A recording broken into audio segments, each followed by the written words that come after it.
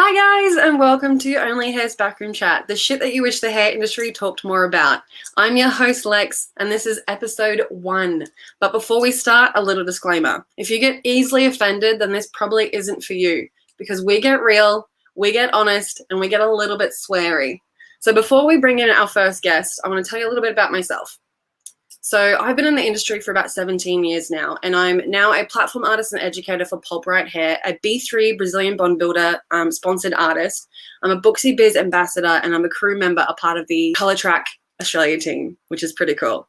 I'm currently based in North Queensland, Australia. Before I returned home about a year ago, I was living and working in England for the past 4 years, and that is where my career truly took off. I was traveling around and doing trade shows, educating and collabing with some really insane artists. And since I've been home, I've had some real hard time to think about what I want to do with my career. And this is where I came up with OnlyHairs, just bringing in artists from every corner of the globe on this educational, collaborative platform to talk about all things hair, but not just talk about, just the cuticle, go way deeper and talk about business, our mental health, because that's so important, and our health as well, because our job is so physical and it affects our health. So today on the show, we have Sheridan Rose Shaw, owner of MAMAWEST in Madston, Victoria, Australia, based just outside of Melbourne. And I'm so honored to have Sheridan as our first guest. She is the life of the party. Her salon is designed like you are looking into her brain, basically. It's so bright, it's so vibrant, and it's so bubbly and welcoming. And recently she's been featured on, Channel 9 News, which is insane for her, this female-focused collaborative hub, and we will get more into that today. So basically, Sheridan is a boss bitch. So let's bring her in. I love you like la la la la la la la la. I love you like la la la la la. Oh, hello! How are you? Better. Oh, yes.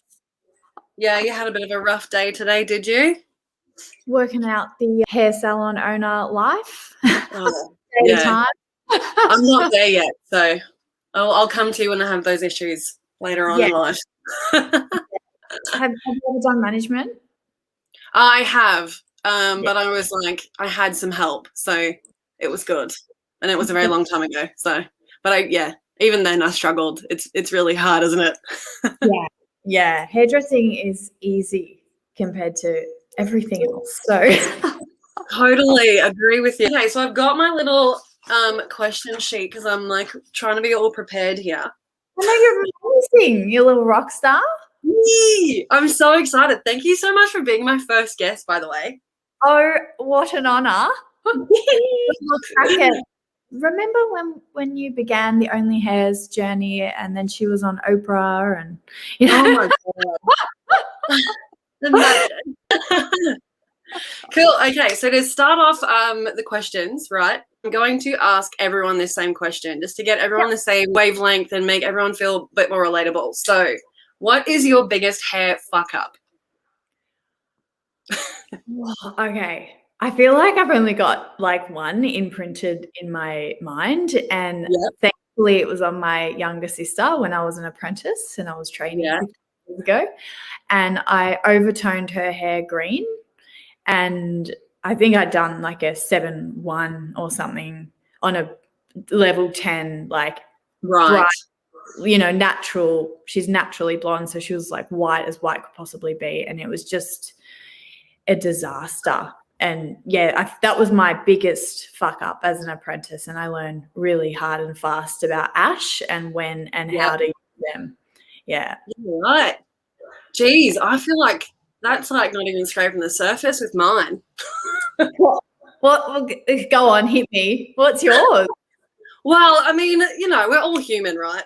And when I first moved back to Australia, I'd totally forgotten about the hard water that there is here, because it's so rural, and so a lot of people have like bore water, so it gets pumped up from the ground, so it's just all these minerals that get pumped into your water as you shower, so it coats your hair.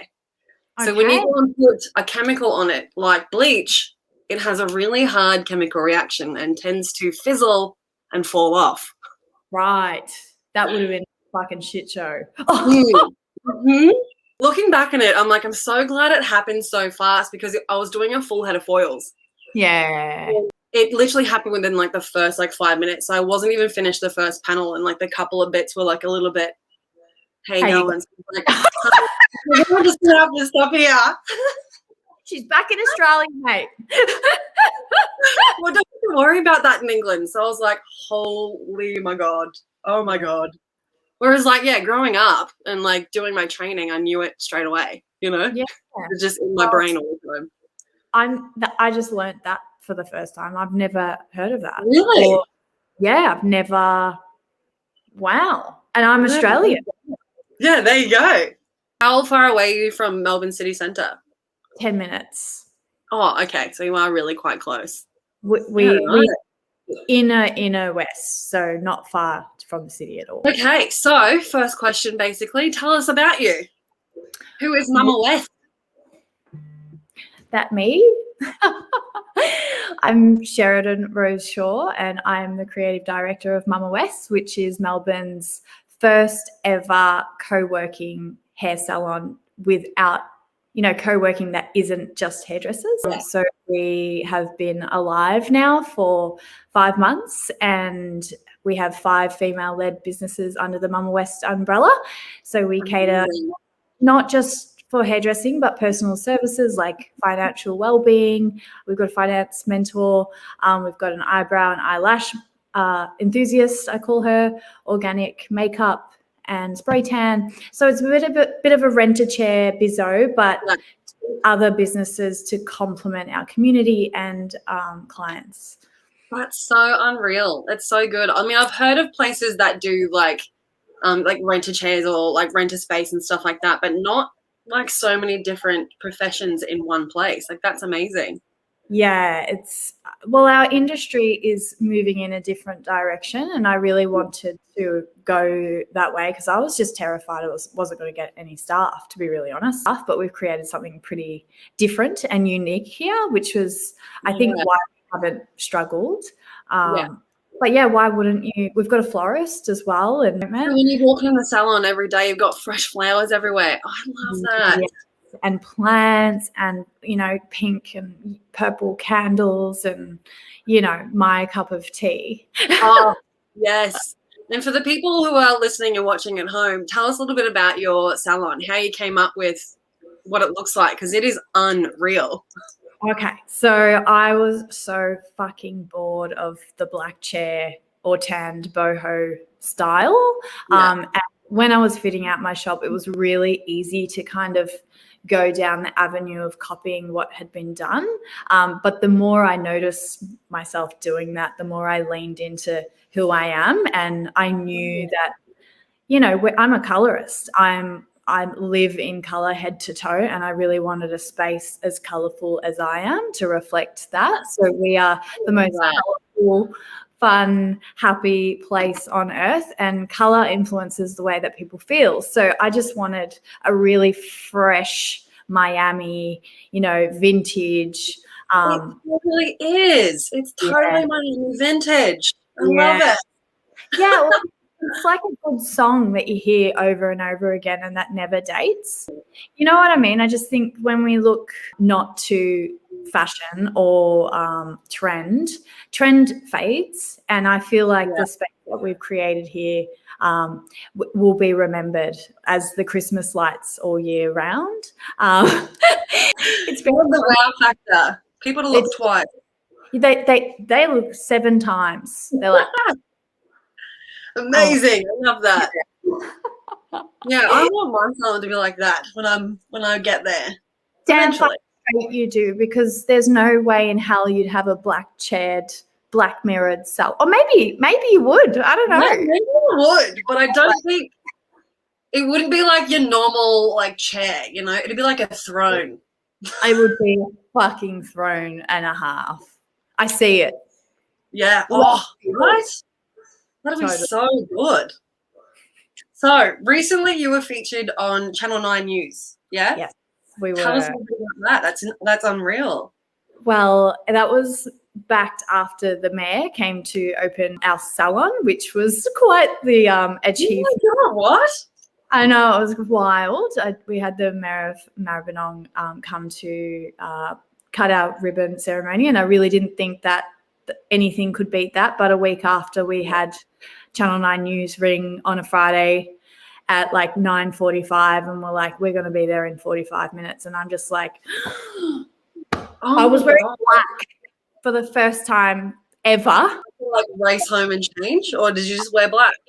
No, I raced home and changed to my power suit, but they were interested in the movement that we're creating here, and we really advocate for women in business and women empowerment, self-care, and they were just like, we need to see what's going on at MAMAWEST. Well, also, are you having a little Bev? No, Bev, I'm sorry. Oh, I was like, I wonder if she's going to have a little cheeky vino. I'm not. I haven't had a drink, Lex, for 9 years. Oh my God, really? Really? I haven't had a drink for like 9 hours. You go, girl. You have one for both of us. Oh, that's amazing. So what led you to not wanting to drink? Well, one is too many, and 1,000 is never enough for me, and I will spend my last $10 on a drink than a cab home. So I just learned really hard and fast at a very young age that I'm going to fuck my whole life up if I keep going at my rate. So I've been clean and sober for 9 years. Well, that's so good for you. That's amazing. Thank you. Yeah. Because like every I know is like a raging alcoholic. I mean, I am. I'm going to say that. Make yourself feel better. I don't know if you are, though, if you can admit it. Whereas I was the person that was, I wasn't an alcoholic. I just show up to work, completely off my tits, and, it's not the greatest look for a salon owner now. So thank God. I definitely wouldn't be where I am today if I was still drinking. So, yeah. Okay. Well, good for you. That's amazing. Praise be. Okay, next question. I've got my little list here. So what brands are you using in the salon? Okay. So Pulp Riot, as you know, I love Pulp Riot, and the more I use it, the more I fucking love it. It's something I can really rely on and trust. And I love that Pulp Riot have a community of people, like, hence why I met you. I just love how they bring people together. So as much of it about the colour, it is as much about the community for me. Yeah. I feel like I like that as well. Like I remember before Pulp Riot was a thing, and Vivid Colour, you had to go into like the most dodgiest of shops. Yeah. Like some of them, you had to go to like a strip joint or like a sex toy somewhere to go and buy Creative Colour, right? Yeah. Yeah. And now they've just opened up the market and they've made it look, and the technology they have in the colour just makes it look so much more expensive, and I just love that. So it's more of an a la carte kind of version too.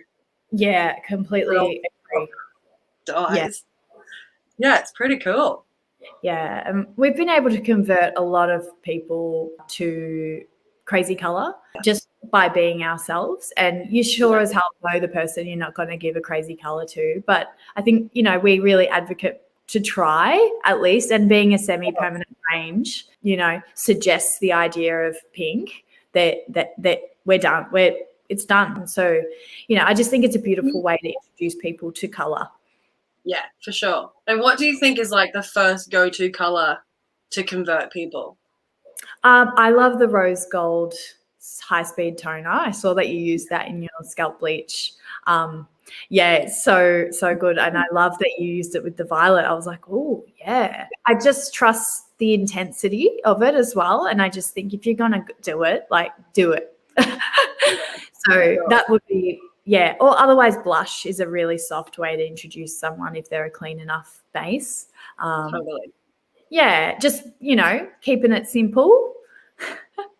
Oh, yeah, and I feel like pink is like just such like a soft tone too, and I feel like a lot of women anyway, they can kind of relate to it a little bit more, I guess, rather than going, oh, do you want to try some color? Let's go green. Yeah, yeah. Are you just using Pulp Bright in the salon? I have a confession Mm-hmm. to make. I really wanted to stick to the one brand, but I've got Schwarzkopf Blonde Me because it's the best scalp lightener I've ever used in my life, and I can just Have you used it? I was Schwarzkopf before Pulp Riot. And you prefer Pulp? Yeah. Really? Yeah, big time. Wow. I was never a fan of the Blonde Me at all. Really? I don't know why.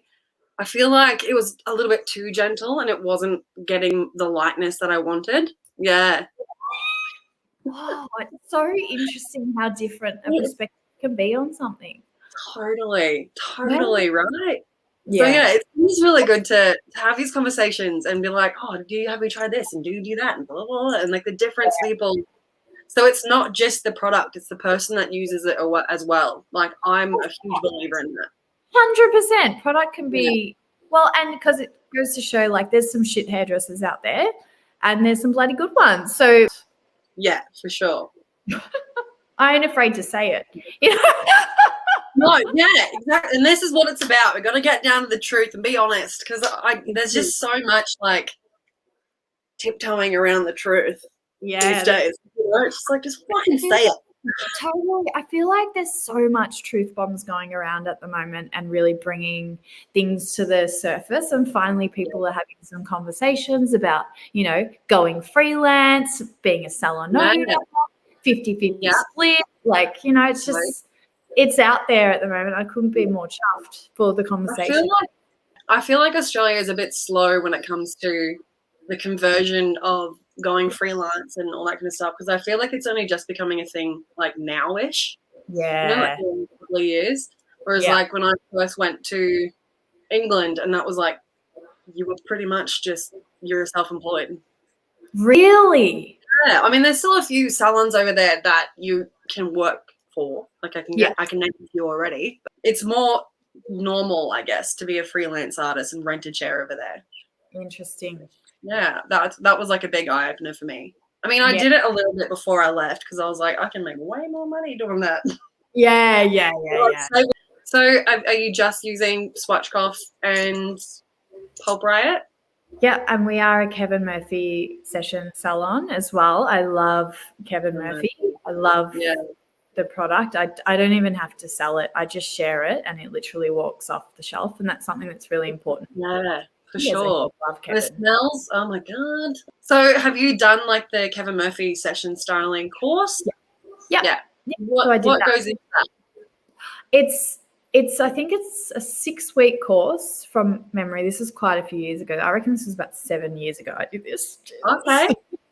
They did or maybe it was 4 weeks, 4 to 6 weeks, but you do like you learn their product knowledge, and then you learn up styling or some form of curling, and then you get a certificate and you do a presentation and you present it on stage. Yeah. So where did you go to do that? So at Osdare Academy in Melbourne, they've got their Kevin Murphy set up there, and you get to meet Kevin and you get to meet some of, you know, the big hairdressers under Kevin that are like creative directors, and we had James, who was our mentor. Usually I think he's like, you know, there's a little hierarchy everywhere. He's up there with Kevin, and he does all the shows and will do the looks for it. Oh, gotcha. Yeah. Oh, okay, cool. I've got to look him up. What's his at? Do you know? Okay, James Nicholson, James the hairdresser. James the hairdresser, that's his handle? Yes. Cool. That's a good handle. He's the global artistic design director. Wow. I think as a younger stylist, the opportunity to work at Melbourne Fashion Week is next to none. I just think that's, you know, that way of working is needs to be experienced as a hairdresser, and I've experienced that quite a few times. It's it's good to do every so often, but it's not my style of hairdressing, and I much prefer the connection with the client on the salon floor than the model. You either love it or you don't. I don't know. I reckon I could dabble in it every now and then, but I don't think I could do like be a session stylist full time. I know a few people that are. Yeah. I think it's for me fully. Yeah, I'm with you, sis. Truly. It's just a different type of hairdresser. That's cool. All right. So what is your stance on education? Do you do a lot of it yourself? Do you attend? I'm obsessed with education. And what was the last one you did? Last Sunday, I just did the TK education in Richmond. Have you heard of TK Studio? No, I haven't. At TK Studio, and they've been in the industry for 3 years, and they've come from bigger salons and got a really amazing brand that they've created over the last 3 years, and they've got that signature balayage style. Yeah, so that was an all-day workshop, and we saw 2 models from start to finish and networked and engaged. And so I'm known for overdoing it with education. So I've just banned myself for 1 year from any education, and already it's quite frustrating because I'm seeing people I admire in the industry doing little workshops on Secret Fox or something, and I'm like, I want to do that. I'm like, no, you said 1 whole year of abstinence, It's your new alcohol. Yes. You get me. But it's about implementing as well. And I just think if your brain is overworked and you can't implement because you get overwhelmed. Like it's over consumerism. Well, I get what you mean. Like it's just a lot of information because like I feel like if I'm stretched too far everywhere, like I've got too many fingers and too many donuts or whatever the whole saying is. Like I don't feel like I'm fully concentrating on each thing, so it's like a little bit in each area. Yeah. So I mean, like you've only just launched MAMAWEST in, 5 months ago? 5 months, yeah. So I've been spending the time learning business stuff as well as hairdressing stuff. I've had to do a lot of work actually because it turns out you have to know a little bit more than just being a good hairdresser to have a salon. FYI, peoples. What kind of education did you take yourself through, like business-wise? Okay, so I did a brand course. Firstly, I had no fucking idea what a brand was. Now MAMAWEST is a brand. I think unconsciously I do a lot of this stuff anyway, but I've learned profit and loss, which I had no fucking idea about. Like I've just Lex, it's mind-blowing. It is so mind-blowing. It's so empowering knowing your numbers. And a year ago, I didn't know diddly fucking squat. I was just winging it. So learning profit and loss, learning cash flow, learning percentages and how to allocate money and different systems and bonus structures and actually how to be a profitable salon. Wow. Okay. I need to do this course. Oh, my gosh. There's so much out there.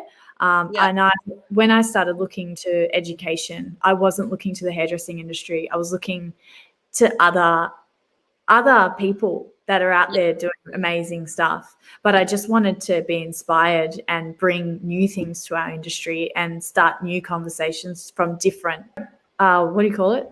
Genres? Different like kind of like angles basically. Yeah. I don't know why I'm doing this, but it just makes me feel this. Using my hands. Yeah.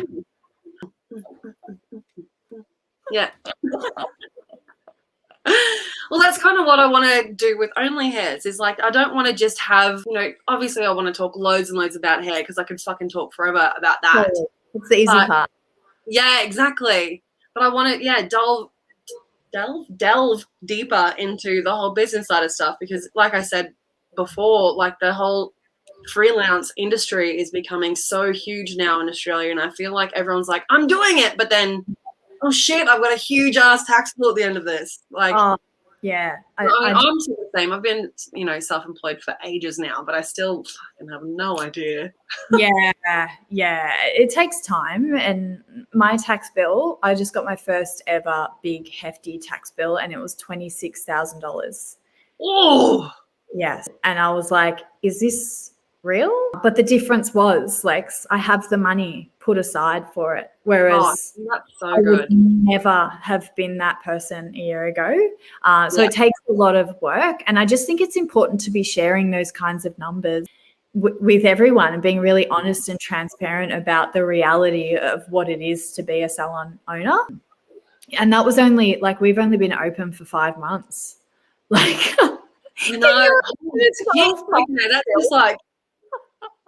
that's just put a lot more into perspective now.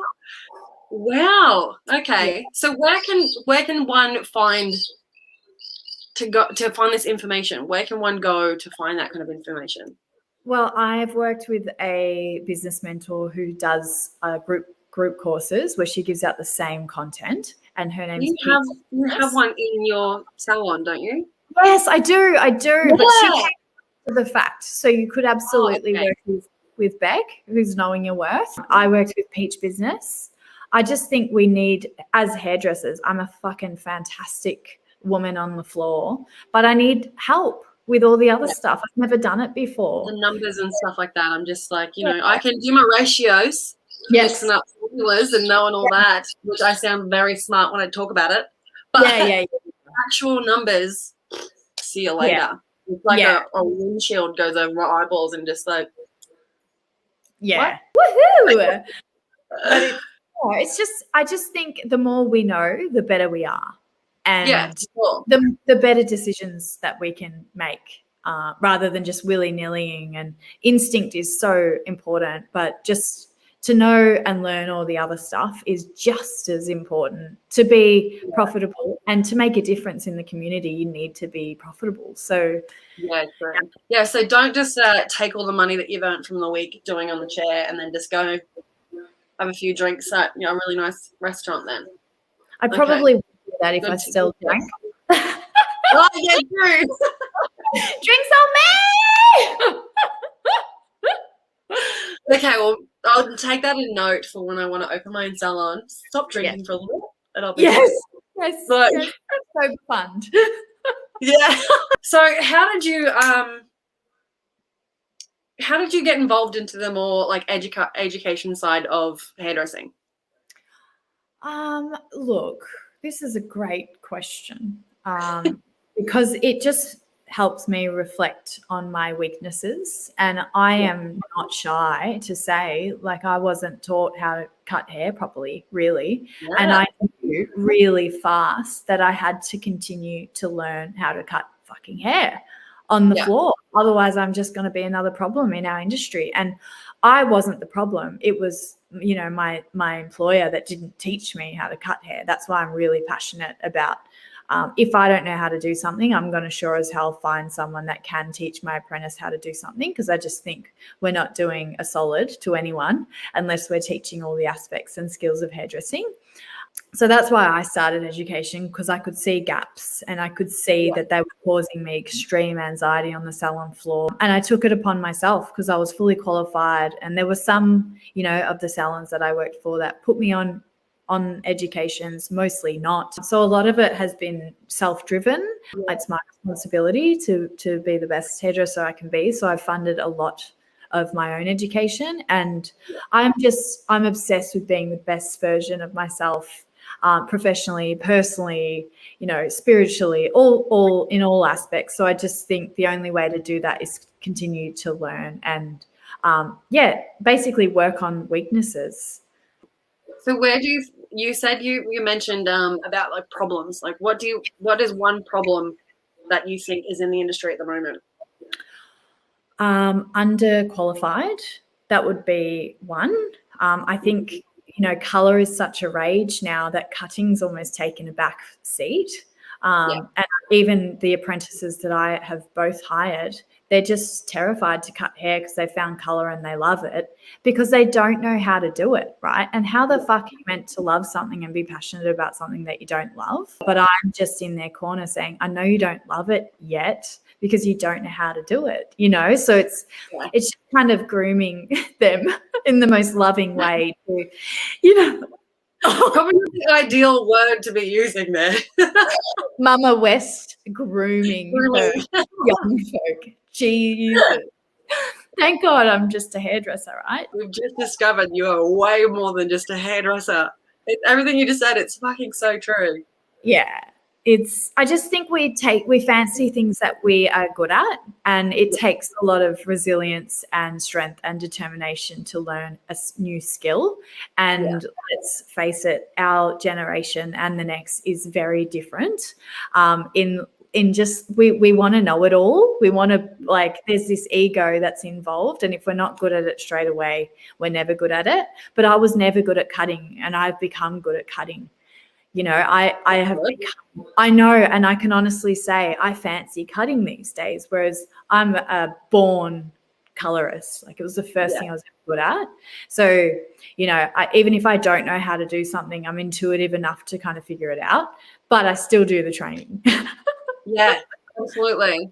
And I feel like it's so true when you said before that I feel like cutting is definitely taking a back seat at the moment. Whereas, like, you know, 20 years ago, I feel like cutting was all the rage because you had, like, you know, Vidal Sassoon doing all those amazing things. Yes. Now color is just taking the front seat, basically, and just doing the forefront. So I feel like cutting education is very much should be a bigger thing right now.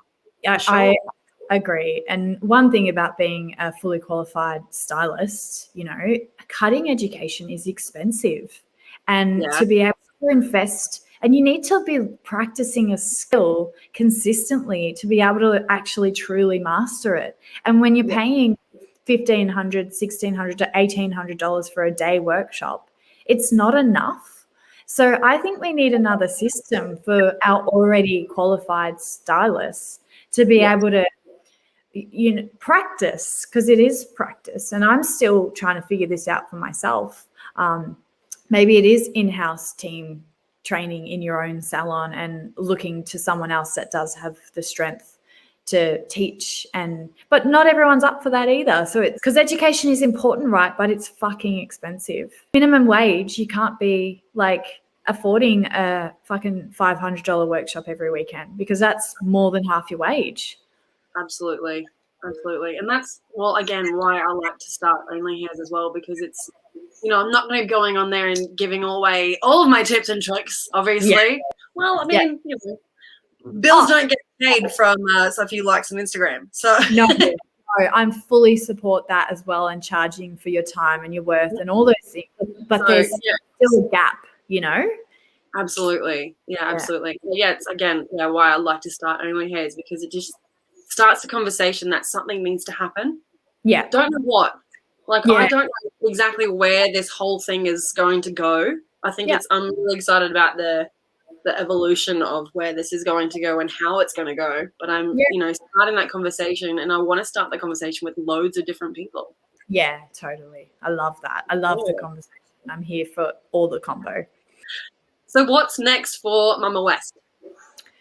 Such an interesting question. I just got asked that today. And I guess I just wish I had gotten a space double the size of what I actually got, which is hilarious, because my biggest fear was getting the space double the size of what I needed to be able to support the co-working. So I think I definitely love speaking and presenting. It's one of my gifts. I'm very, very, very, very charismatic, and it's really easy to, talk. It's just my gift. It's really I'm an entertainer.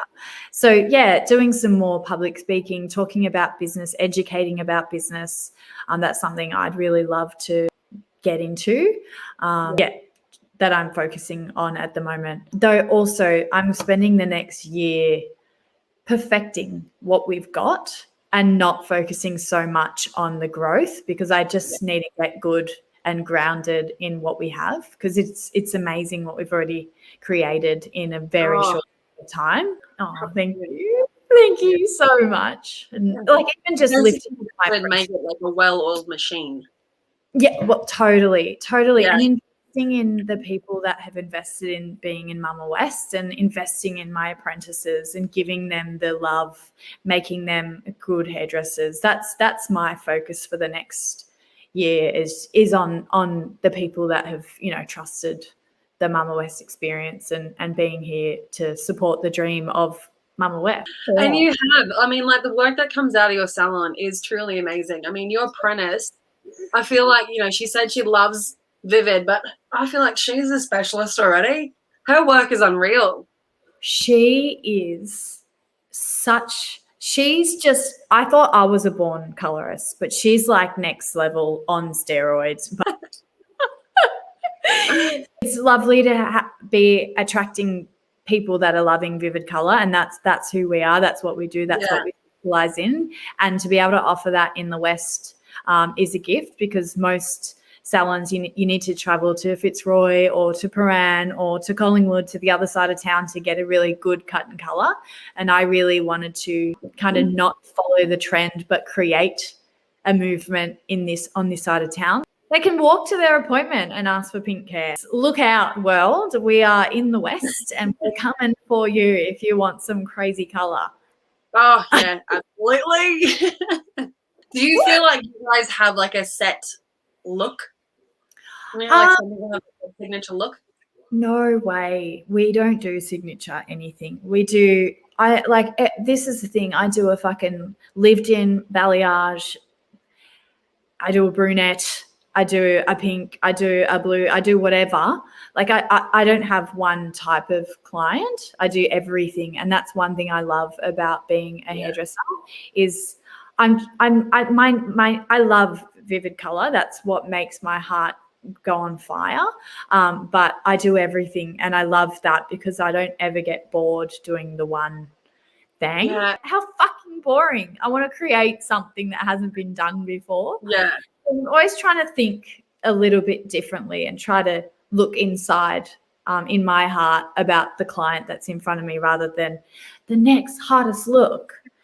Yeah, and that was my next question. Like, what is your take on hair trends at the moment? What do you think the hair trends are at the moment? Well, definitely bangs. Like, I think I've got a bang, a curtain fringe, and some form of bang on someone, on every single client, definitely. Pink hair for us is definitely a thing. I'm not sure if it's a trend or if it's just because people are wanting some color. Definitely lived in color. Like, we just don't do a half head of foils anymore. It is like we need to change the terminology, because it's never just a half head of foils. Like, it's we are strategic in placement and we're using our brains. It's conscious coloring, I call it. So I think that is such a good word for it. Isn't it? You got to be fucking there, babe, or you're fucked, right? Yeah, I'm going to write that down. Conscious coloring. That's a good word for it, because I'm the same. Like, I can't even remember the last time I've actually done a proper half head of foil or a 3/4 head of foil or partial foil or, whatever it is. I can't even remember the last time I do it, but I still have it in my services list. Yeah. Well, I've tried to create a different terminology, Lex, and it is gone fucking south. I've called it the creme de la creme, and they're like, what the fuck's that? And I'm like, it's the creme de la creme. Like, you want the whole kit and caboodle? We're going to give it to you, or do you just want to revamp? And people are like, I don't know what to book. So I've tried to be creative and try to change the evolution of hairdressing, and it's so hard. I just want to go backwards because, it means that we've got problems in our day because people are booked in for a revamp, but they want the creme de la creme. So I've shot myself in the fucking foot here. It's fuck. I've just made things so much harder for myself because I'm like, I just want to make change all the time, But yeah, true. It's like you've just got to have that like slow little evolution on each thing as the time goes by. But I can't remember who it was, but I did see that they have a menu, And I really can't remember who it was now. It's going to drive me insane. It's going to come to me like 3 a.m. in the morning and be like, fuck, that's what it was.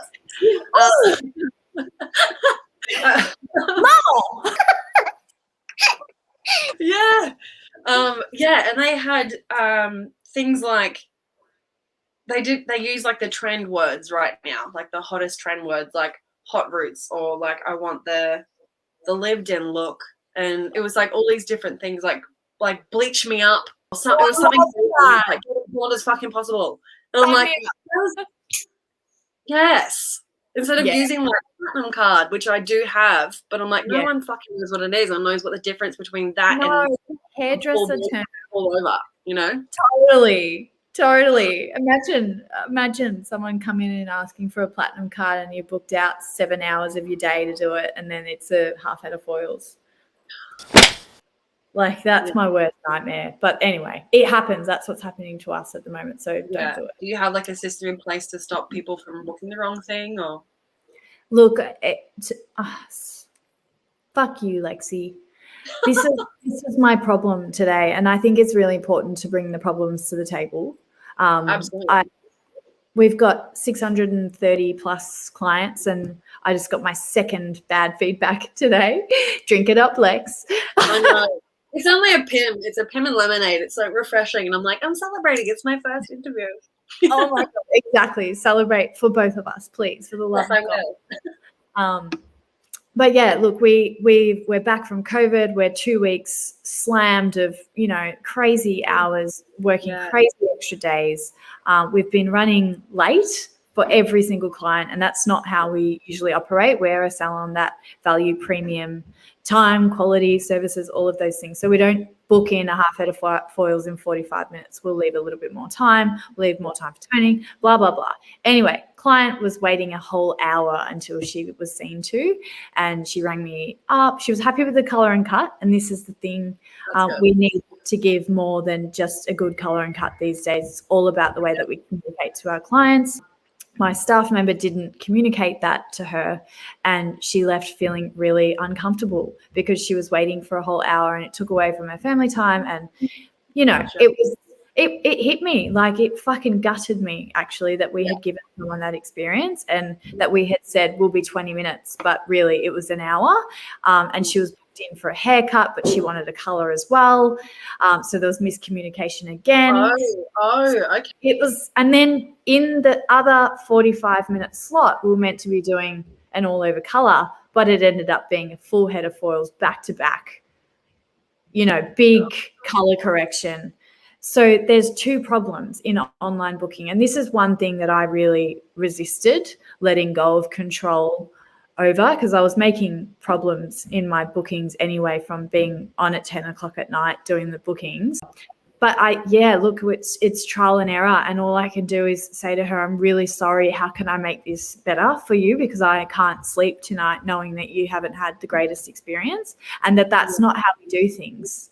But it's been a shitty time. Like, we are overworked, we're overbooked, we are bending ourselves backwards to make people happy, but we're never going to make everyone happy, and we are going to fuck up, and we will, take responsibility for that. But yeah, we don't always do it well. And, I'll probably just send her a treatment and a purple shampoo in the mail if that's the least I can do to kind of, give her time back. But in saying that, my staff member handled it so well, and she still did the full service on both of them, and she didn't send them away. I know. So this is the thing. It's like, it was just a shitty situation. And now I'll have to go back to my back end and make it a bit clearer and ask clearer questions to clients about what are you wanting. And this comes from creating change and trying to be hipster and do things different. Like, it doesn't always bites me in the bum most of the time, but I'll still keep trying to be a bit left field. Hard feedback is hard feedback. It's never easy.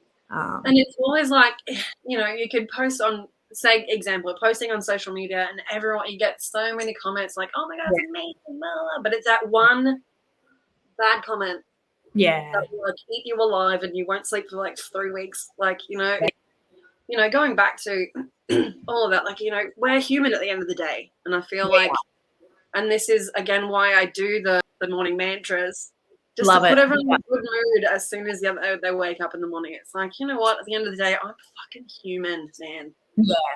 I can only stretch my 2 arms as far as I can stretch them. Yeah. And it's, having that open conversation and being honest. Like, I feel like it's definitely evolved a lot more compared to when I was, training or being an employee or anything like that. It's just like, oh no, we didn't say this to a client. We didn't do that. We didn't do this, and blah, everything's all hush hush. But yeah, I feel like just keeping the honesty lines open. Honesty, communication. But I definitely, and I definitely think that is one good, like one of the good things, not one, only one, that England does really well, is actually they are not allowed to come into the salon without having a patch test and a consultation appointment 24 hours prior to your appointment time. So that is the kind of service that everyone has it done. So they have their little 15-minute appointment beforehand. It's kind of like a tattoo. Pay a deposit, so it's all locked in, loaded, and ready to go. And then you know that client then from when they come in, you know that day is going to be how it's going to be set out because you've had that conversation. Yes. We are booked out now till middle of August. So where do you find the time that they deserve? Everyone deserves that time, but it doesn't exist for us. So it's really hard. Like, I would love to have just a whole day of consultation so things flowed better, because I think that's exceptional service that you're offering, and I would love to be able to do that. But where? How? You know what I mean? They don't necessarily have to be like a full-on half-hour appointment or whatever. It's just, it could be like a 5-minute appointment time that they come in, have their little patch test. 5 minutes. Can you imagine talking to me for 5 minutes? Give me as many photos as you possibly can find of the hair that you love, no matter if it's one's purple and one's blue and one's this and one's that. You can kind of see a reoccurring look and a reoccurring theme amongst all those photos that you can kind of get the gist with your client. And I feel like consultations are very, very important. And I feel like if you've got a day where you've got a client and she's a new client and you haven't done that consultation appointment, the day or whatever before, and you're sitting there trying to have that, but you're already running like 20 minutes behind. I don't really have time to sit here for another 20 minutes and talk to you about what you want. I think, obviously, because you guys are booked out until, did you say August? Yeah. Oh my God. I know. Don't you make me cry. Jesus. Nice. That's amazing. So obviously now it's going to be a little bit harder, but I think if you just train your clients and train the way you think from now on, adding that little bit of extra time in. Yeah. Have that little checklist for people to, when you come in, make sure you know what your hair history is for the last 5 years. Give me a list of the shampoos that you use at home. Tell me what you want and what you've had and blah, blah, blah. It's already done. So you just get together, say, hey, this is what I want. I'm like, sweet, patch test, boom, deposit, all sweet, rather than booking out 7 hours and then they not go up. Yeah. So I can't even remember the last time I've had a no-show. Yeah. We've just implemented $50 booking fees, and man, people take $50 so serious, don't they? They will show up for $50. So I'm like, it should have been 100, but Yeah, I mean, it's kind of sometimes I guess to the point where I'm actually starting to take half. I'm about 50%. You pay 50 now, 50 later. Good job, but they know what they're up for as well and the cost of it. I just think the way that we do hairdressing, we are premium hairstylists in the West, and we charge our worth here. And I have got all my prices aren't from the salon down the road. They're based on my overheads. They're based on, my hourly rate and product, how much product costs, how much it costs for a senior, and all these things. So I know these are the prices that I need to charge. And they are, our bills can be $550, $600, $650. So, just depending on what we end up doing, or it can be, $350, whatever. But it's like people kind of almost know that that's what they're up for because we're very transparent on our pricing. Yeah, so I just think we need to be better in consultation and talking about why we charge what we charge, and educating clients on the cost of all the things. Yeah. And I feel like the amount of information there is now out for clients about hairdressing is unreal. It's good, and sometimes I'm like, just because you've sat and watched a YouTube tutorial on how to cut a mullet does not mean that's how I should cut your hair. It's again communication, isn't it? And people want to know, like, if you tell someone why, they're on the edge of your chair and they will be your client for a very long time. But if you just say no and you give no explanation, they'll find someone else that will tell them no and tell them why. And then there's, walk into the sunset happily ever after. People want to know just about them and why we've chosen what we've chosen. And I mean, fuck me, the cost of products now. Holy shit. Exactly.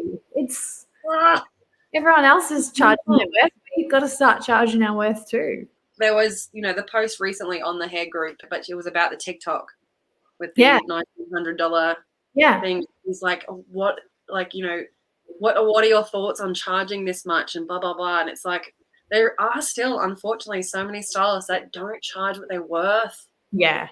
And there's some that overcharge for what they're worth. Yeah. But, good for them. You do you. But, it's really, it's annoying. And that's definitely something I'm glad we're having this conversation, because this is going to reach, hopefully, a fair few people. Yeah. And make them feel a bit more confident about themselves and their prices. 100%. And I was home hairdressing for 4 years before I opened up my salon. And really? I was just working in my backyard before I launched my salon, and I charge almost double of what I was charging at home. And most of my clients didn't even batter an eyelid, because I was communicating the value and the progress in my business and the education that I do, and that, I'm committed to giving the best personal service that I can. And but I remember all those feelings, and still feeling the conversations I've had to have with my clients saying, like, I'm now charging $500 instead of $250. Like, that is a hard conversation. But the magic that happens when they say, yeah, I love you and I support your work, is unreal. Oh man, you're just like, come here. Well, my people. And hey, it hasn't all gone like that. And I have lost some clients that don't see the value, but they're not my client. And I've grown and I've evolved and I've changed, and we can't hold on to everyone. We have to kind of, make space for new clients. Like, otherwise I'll be booked out till fucking January. Are you really strict on rebookings? So strict. I've got, we've got a very high rebooking rate, but people are terrified they're not going to get back in with us. So, because we're so booked out. So it's like, it makes our job very easy. And I'm almost surprised when someone doesn't rebook with me, especially. I'm like, what do you mean? It's highly unlikely you're going to get an appointment. What's happening? Yes. What? So it's 1% like of clients that, most of my clients are booked to the rest of the year. So it's, we just train them. Like, even my men's cuts, they come, regularly, and they're booked in for the rest of the year. Yeah. This has been such a nice little conversation. I know, it was so easy. I could talk to you all day. Loved it. Okay, one last thing before we go. Is there any good recommendations you can give to our listeners at home? One thing that could make their lives so much easier. Ooh. Okay. I've got it. I've learned the hard way, right? I bought pink chairs, right? Mm-hmm. And now I understand why people don't buy pink chairs. I know I went on this big spiel about black chairs and stuff. But anyway, all my chairs are pink. You just see this guy here. He pink, right? Oh, yeah. And they're pale too, like a pastel pink. They're basically fucking white. They're going to be black, but I fully accepted. Or they're going to be tan soon. They're going to be tan, yeah. I'll be like boho salon. So anyway, if you're going to get pink chairs, just fucking have a dirty pink chair with color on. Because I just think I'd prefer to have like a pink chair with a splot of, copper because we do some brown. Oh my God, let me just show you. It's just like, Okay, yeah, bring it. it's heartbreaking. Look at that. Like, can you Well, see? you know what? I was expecting way worse. Well, look, maybe it's my OCD there, but we've been open 5 months. I'll show you in a year and we'll chat again. You know what, bro? When it gets to that point, just flick color all over it so it looks like it's supposed to be there. Well, I could do them like, if it was vivid colors, it wouldn't matter, right? Yeah. But it's just the brown. That one's always the one that like eats my soul. But I think I still recommend the pink chairs. I just think, you know, if you're opening a salon and like look to your own interests for inspiration rather than this, because I was looking for inspirations from other salons and I couldn't find anything. So I started looking outside, and that's why we are unique and different. I was looking at the wedding industry and getting really inspired by the unique kind of left field wedding people that, you know, don't want the usual white dress wedding. And that's where I looked for inspiration. So just looking outside for inspiration. And I did just buy this new cutting color cape, and it's from a brand called Los Angeles, and it's neon pink. I wish I had it to show you. I haven't got it yet, but you need to check them out, because we got, you know, fabric ones, and they're filthy. They were pink and they're filthy. So get them some plastic coated shit. Neon, green, pink, whatever. And they've got this beautiful like black like brace like on collar. Yeah, it's like a necklace but on your back. Oh. I know. I'll send you a pic. Cool. Yeah, you have to show me a little picture. They're gorgeous. So that would be my 2 recommendations. And Pulp Ride, of course. If you haven't tried them, you fucking need to, because the shine, everything about them is fantastic. The price on them as well, I think, is very reasonable. Yeah, how far you can move the product, and that would be my 3 tips: is get the fucking pink chair, don't get a fucking, you know, material wrap. Yeah. Pulp Riot. Nice. Well, thanks so much for chatting with me today. Can you just let everyone know where your socials are and where they can find you? Of course, I'm at MAMAWEST with an underscore on Instagram, and you can also look at our website, which is www.mamawest.com.au. Amazing. I love this. Thanks so much for coming on.